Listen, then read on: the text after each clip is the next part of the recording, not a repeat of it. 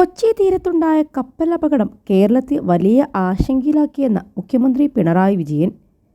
തിരുവനന്തപുരത്ത് സംസ്ഥാന സെക്രട്ടേറിയറ്റിലെ മീഡിയ റൂമിൽ മാധ്യമപ്രവർത്തകരോട് സംസാരിക്കുകയായിരുന്നു അദ്ദേഹം. 100ഓളം കണ്ടെയ്നറുകൾ കടലിൽ വീണു എന്നാണ് അനുമാനം. ആകെ ഉണ്ടായ 643 കണ്ടെയ്നറുകളിൽ 73 എണ്ണം ശൂന്യമായിരുന്നു. 54 കണ്ടെയ്നറുകൾ തീരത്തടിഞ്ഞു. പ്ലാസ്റ്റിക് നീക്കം ചെയ്യാനുള്ള നടപടികൾ സർക്കാർ ആരംഭിച്ചു കഴിഞ്ഞിട്ടുണ്ട്. വളണ്ടിയർമാരെ പെല്ലറ്റ് അടിഞ്ഞ സ്ഥലങ്ങളിൽ വിനിയോഗിച്ചിട്ടുണ്ട്.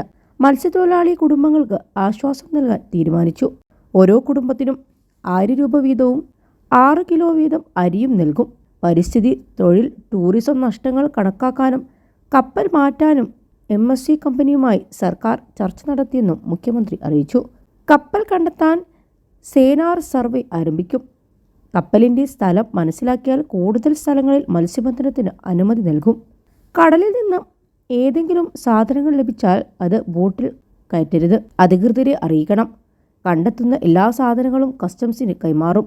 21 ലക്ഷത്തോളം സന്തുഷ്ടരായ ഉപഭോക്താക്കളും 2 ലക്ഷത്തോളം തിമിര ശസ്ത്രക്രിയകളും പൂർത്തിയാക്കിയ മലബാറിലെ ഏക കണ്ണാശുപത്രി Al Salama eye hospital, hospital road, Perinthalmanna.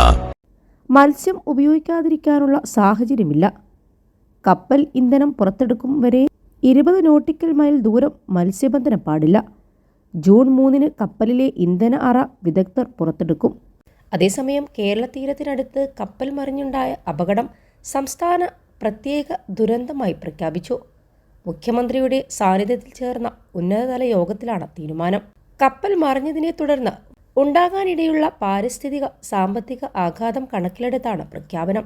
MLC Elsa 3 എന്ന ചരക്കുകപ്പൽ ഇക്കഴിഞ്ഞ മെയ് 25 ആലപ്പുഴ ജില്ലയിലുള്ള തോട്ടപ്പള്ളിക്ക് സമീപം ഉൾക്കടലിൽ മറിഞ്ഞത്.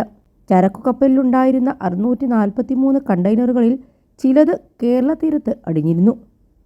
ഈ കണ്ടെയ്നറുകളിലുള്ള രാസവസ്തുക്കൾ പാരിസ്ഥിതിക പ്രത്യാഘാതങ്ങൾ ഉണ്ടാക്കിയേക്കാമെന്ന ആശങ്ക ഉയർന്നിരുന്നു. ഈ സാഹചര്യത്തിലാണ് കപ്പൽ അപകടം സംസ്ഥാന പ്രത്യേക ദുരന്തമായി പ്രഖ്യാപിച്ചത്.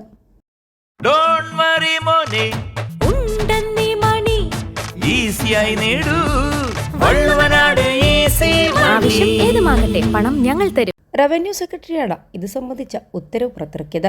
ഉത്തരവിറങ്ങിയതോടെ ദുരന്ത നിവാരണ നിയമമനുസരിച്ച് നടപടിയെടുക്കാനാകും. കേന്ദ്ര സർക്കാരിൽ നിന്ന് ഫണ്ടും ആവശ്യപ്പെടാൻ കഴിയും.